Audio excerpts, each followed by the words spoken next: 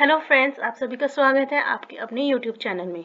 दोस्तों, आज हम बहुत ही इंटरेस्टिंग टॉपिक पढ़ने जा रहे हैं, परसेंटेज। इस वाले टॉपिक से बच्चों आप कोई भी एग्ज़ाम देने जाएंगे, किसी भी कम्पिटिटिव एग्जाम्स में बैठेंगे या किसी कंपनी का एग्ज़ाम देंगे, आपको 1 या 2 क्वेश्चन इस टॉपिक से देखने को ज़रूर मिलेगा। हम परसेंटेज के क्वेश्चन करने से पहले सबसे पहले समझते हैं कि परसेंटेज होती क्या है। जैसे कि आपने देखा होगा, आपको ज़्यादातर शॉप्स पे देखने को मिलता है कि यहाँ पे 10% की छूट मिल रही है, 5% की छूट मिल रही है, या फिर आपने देखा होगा कि जब हमारा रिजल्ट आता है स्कूल का, तो लिखा आता है कि इस पर्सन ने 70% स्कोर किया, या इसने 75 करा, या इसने 80% स्कोर किया।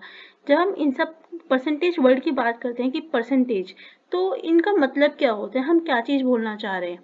जैसे कि मान लीजिए किसी शॉप पे दुकानदार ने सेल लगाई है और उसने कहा कि मैं आपको 10% की छूट दूंगा। कितने की? 10% की छूट दूंगा।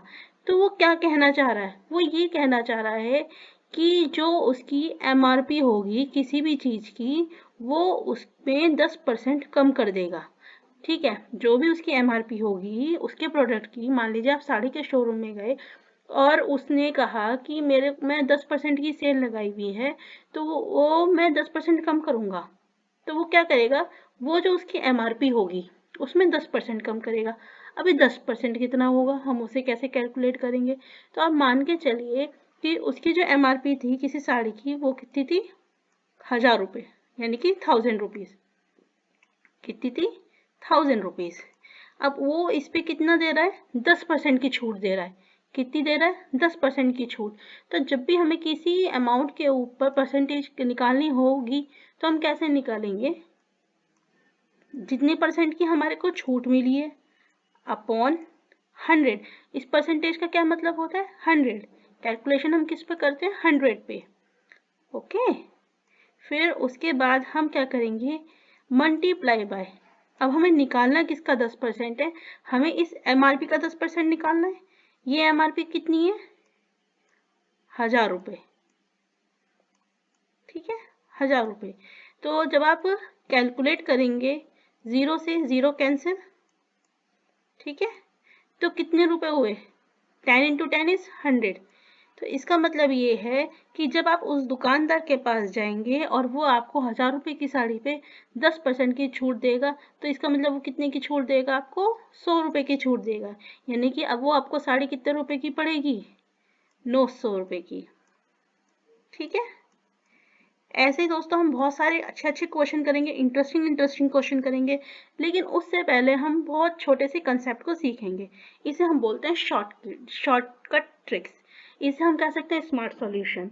देखिए, डायरेक्टली तो आप कर ही लेंगे, जो हमारी ये ऐसी सीधी सीधी अमाउंट्स है उस पर कर लेंगे, लेकिन दिक्कत कहाँ आती है? जब हम आपको कहते हैं 25% निकालिए, 12% निकालिए, 15% निकालिए, तो उसमें आपको दिक्कत आती है। तो इसी चीज़ को हम सॉल्व करने के लिए आपके लिए लाए हैं शॉर्टकट ट्रिक्स। इसे अगर आप समझ लेंगे तो आपको फिर परसेंटेज के क्वेश्चन करने में, किसी भी क्वेश्चन में कोई दिक्कत नहीं होगी।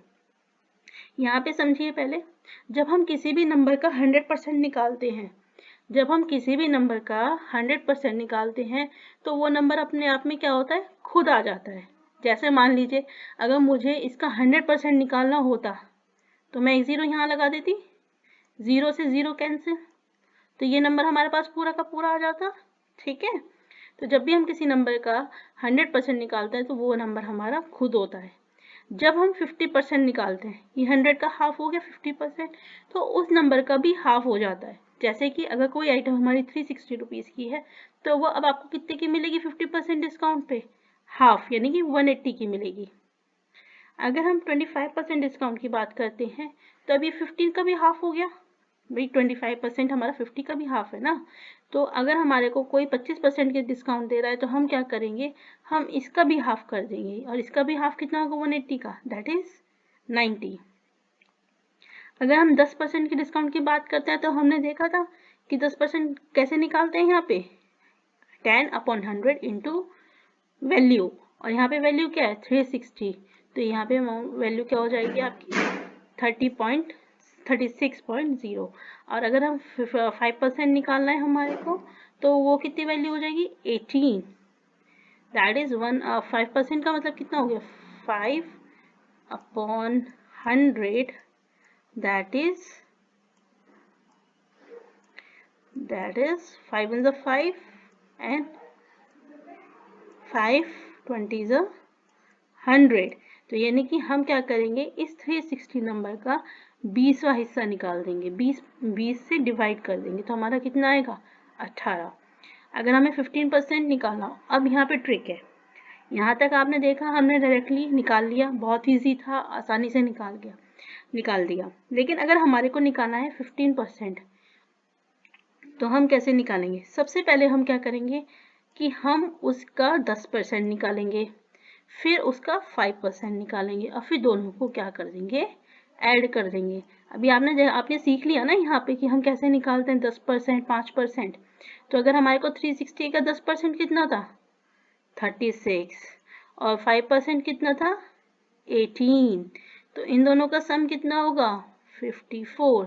यानी कि ये क्या होगा, ये 360 का 15% हो जाएगा। इतनी बात समझ में आई या नहीं आई, बताइए। यहाँ तक किसी को कोई डाउट, कोई क्वेश्चन? आपको क्या करना है, यहाँ पे ट्रिक ये है कि जब भी हमारे को कोई भी वैल्यू दी हुई हो, हमें उसे 2, 3, 4 पार्ट में ब्रेक करना है, और ऐसे पार्ट में ब्रेक करना है जिससे हम उसे इजीली कैलकुलेट कर सकें। जैसे कि हमारे पास क्या था 15% था, तो हमारे लिए इजी कैलकुलेशन करना किस पे है, हम 10 पे इजीली कैलकुलेट कर सकते हैं और 5 पे इजीली कैलकुलेट कर सकते हैं। तो हमने इसको क्या करा, हमने इसको 10 और 15 में ब्रेक कर लिया और फिर इनसे जो वैल्यू आई उसे हमने ऐड कर लिया। ठीक है, अगर हमारे को आगे जरूरत पड़ेगी तो हम इसे 3 पार्ट में भी ब्रेक कर सकते हैं, 4 में भी कर सकते हैं, डिपेंड करता है कि आपका नंबर क्या है। ठीक है, और अगर हमारे को 1% निकालना हो किसी का, तो हम क्या करेंगे, सिर्फ पीछे से 2 डिजिट पे नंबर पॉइंट लगा देंगे और वो 1% हो जाएगा। यहाँ तक किसी को कोई क्वेश्चन? एक बार फ्रेंड्स दोबारा से रिवाइज कीजिए। अगर आपके ये कंसेप्ट क्लियर हो जाएगा तो हम फिर नेक्स्ट वीडियो पे बढ़ेंगे और मैं आपको इसी कंसेप्ट के ऊपर थोड़े से क्वेश्चन कराऊंगी और आपकी सारी प्रॉब्लम सॉल्व हो जाएगी। Thank you.